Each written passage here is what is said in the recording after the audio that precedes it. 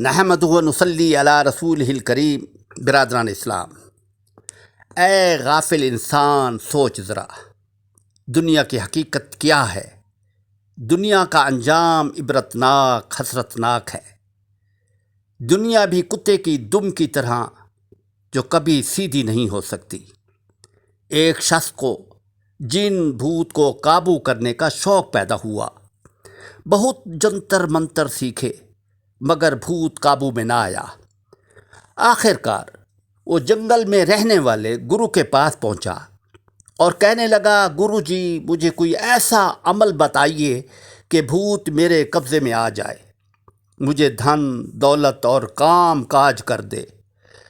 گرو نے اس شخص کو بہت سمجھایا کہ بھوت بہت برے ہوتے ہیں، ان چکروں میں مت پڑو، اس کام سے باز آ جاؤ، تم اس کو کام کاج نہ بتا سکو گے، آخر کار وہ تم کو مار ڈالے گا۔ اس نے کہا، میرے پاس بہت کام کاج ہیں، وہ کبھی فرصت نہ پا سکے گا۔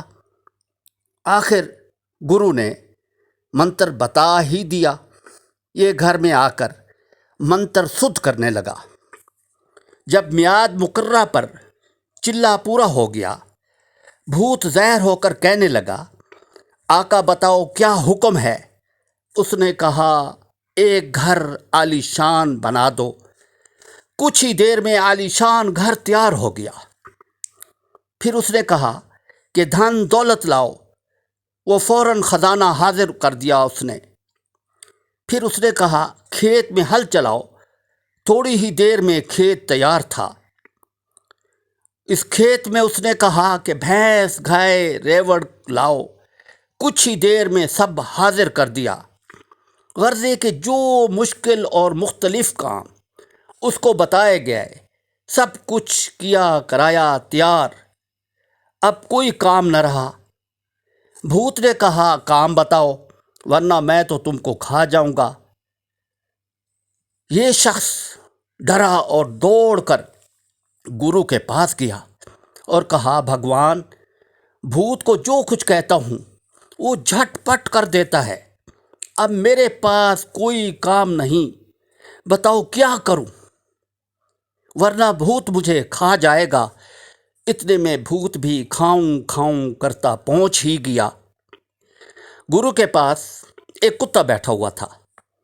آدمی کے ہاتھ میں خنجر دے کر اس نے کہا کہ اس کی دم کاٹ لے اور بھوت سے کہے کہ اسے سیدھی کر دے۔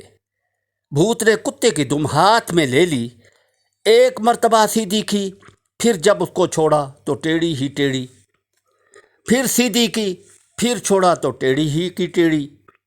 ایک دن گزرا، 2 دن گزرے، 3 دن گزرے، بھوت نے 1000 کوشش کی مگر کتے کی دم سیدھی نہ ہوئی، ٹیڑھی کی ٹیڑھی ہی رہی۔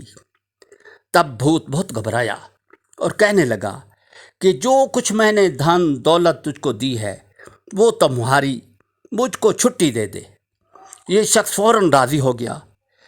اے اللہ کے بندو، یہ دنیا بھی کتے کی دم ہے، کوئی 1000 کوشش کرے یہ کبھی سیدھی نہیں ہو سکتی۔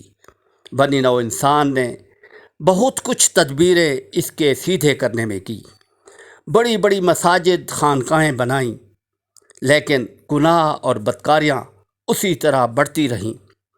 عدالتیں اور کچہریاں قائم کی گئیں، لیکن جرائم، قتل و غارت، لوٹ مار، ظلم و ستم، کرپشن اپنی سابقہ رفتار سے بھی روز افزوں ترقی پذیر رہے۔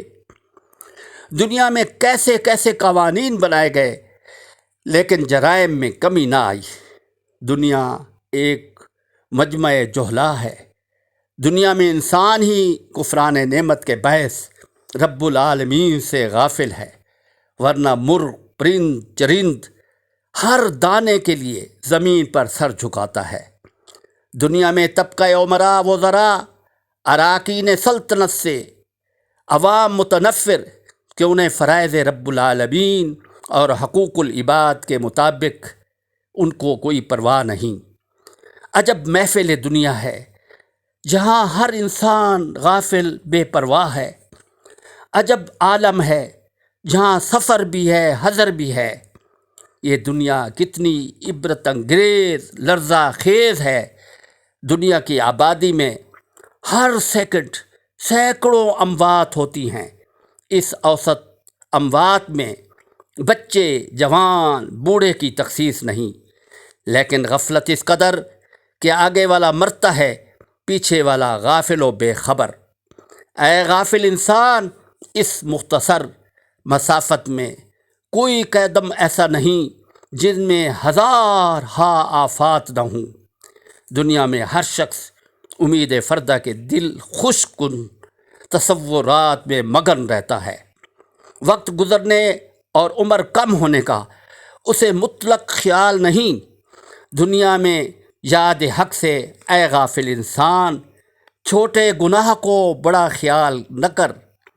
گندم کا ایک ہی دانے نے آدم کو جنت سے بہر کر دیا تھا۔ دنیا فنا کی جگہ ہے، فنا ہی سمجھ اسے۔ سیدنا علی کرم اللہ وجہہ کا فرمان ہے، کیا تم نے نہیں دیکھا کہ اہل دنیا کی صبح و شام مختلف حالتیں بدلتی رہتی ہیں؟ کوئی تو مرتا ہے اور اس پر لوگ روتے ہیں، کوئی زندہ ہے تو اس کی عیادت ہو رہی ہے، کوئی مبتلا مصیبت ہے تو کوئی بیمار پرسی کر رہا ہے، کوئی جان دے رہا ہے، کوئی دنیا کا طالب ہے اور موت اسے ڈھونڈ رہی ہے۔ کوئی غافل ناداں غفلت میں پڑا ہے اور یہ نہیں سمجھتا کہ اس کا حساب لینے والا غافل نہیں ہے، اور پچھلے لوگ پہلوؤں کے کھوج پر جا رہے ہیں۔ یہیں دنیا دنی اپنے اختتام پر پہنچ رہی ہے۔ اے غافل انسان، سوچ ذرا۔ وآخر الدعوانا ان الحمد للہ رب العالمین۔ ویڈیو سبسکرائب فرما کر اپنے دوست و احباب کو بھیج کر ثواب دارین حاصل کریں۔ شکریہ۔